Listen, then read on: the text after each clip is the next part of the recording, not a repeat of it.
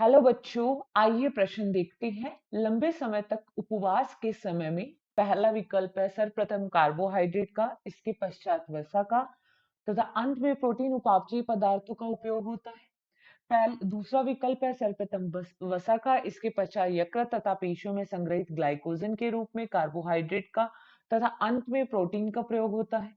तीसरा विकल्प है सर्वप्रथम लिपिड प्रयोग होते हैं, फिर प्रोटीन तथा अंत में कार्बोहाइड्रेट। और चौथा विकल्प है उपरोक्त में से कोई नहीं। तो देखिए, अगर हम इस प्रश्न की मुख्य अवधारणा के बारे में यहाँ पे बात करें, तो हम यहाँ पे देखते हैं कि लंबे समय तक उपवास रखने से क्या होता है। तो देखो, अगर लंबे समय तक उपवास करने से, तो सबसे पहले हम देखते हैं कि रक्त में शर्करा उपस्थित है या रक्त में ग्लूकोज पाया जाता है। अगर कोई व्यक्ति उपवास रख रहा है तो उसके रक्त में ग्लूकोज की क्या होगी, कमी होगी, क्योंकि ग्लूकोज ऊर्जा के रूप में खर्च हो जाएगा। तो रक्त में ग्लूकोज उपस्थित है। बाकी जो बचा हुआ ग्लूकोज होता है, वो ग्लूकोज, ठीक है, ग्लूकोज क्या होता है, रक्त में ग्लूकोज उस तथा ग्लूकोज ग्लाइकोजन के रूप में संचित रहता है, ग्लाइकोजन के रूप में संचित रहेगा। तो जैसे ही, और ये संचित कहाँ रहता है, यकृत में तथा मांसपेशियों में संचित रहता है। तो जैसे ही रक्त में ग्लूकोज की सांद्रता कम होने लगती है, तो ये ग्लाइकोजन का विघटन होने लग जाएगा। और ग्लाइकोजन का जब विघटन होता है तो ग्लाइकोजन टूट के क्या बनाएगा, ग्लूकोज में निर्मित हो जाएगा, और ये ग्लूकोज कहाँ चला जाएगा, रक्त में चला जाएगा।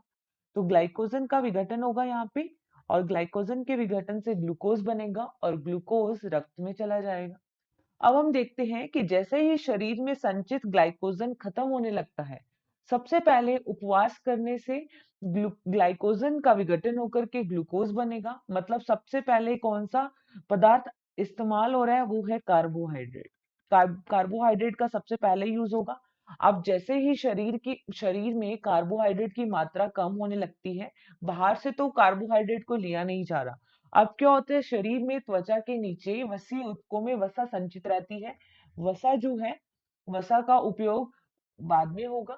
ठीक है। अब जैसे ही शरीर में उपस्थित वसा का जब उपयोग होना शुरू हो जाता है और जब वसा खत्म होगी, तो उसके बाद सबसे अंत में जो इस्तेमाल होता है वो होता है प्रोटीन पदार्थ। ठीक। तो सबसे पहले कार्बोहाइड्रेट का उपयोग होगा, फिर वसा का, फिर प्रोटीन का। जैसा कि पहले विकल्प में बोला गया है कि सर्वप्रथम कार्बोहाइड्रेट का उपयोग होगा उपवास करने से, फिर वसा का, और फिर अंत में प्रोटीन उपापचयी पदार्थों का उपयोग होता है। विकल्प दूसरे में बोला है कि पहले वसा का प्रयोग होगा, तो ये गलत है। और वसा को ही लिपिड कहते हैं, तो तीसरे में भी यही बोला है कि लिपिड का प्रयोग होता है पहले, तो ये भी गलत है। उपयुक्त में से कोई भी नहीं आएगा, तो ये भी गलत हो गया। तो इस प्रश्न का जो सही उत्तर है वो केवल है पहला या ए। आशा करते हैं आपको इस प्रश्न का उत्तर समझ में आया होगा। धन्यवाद।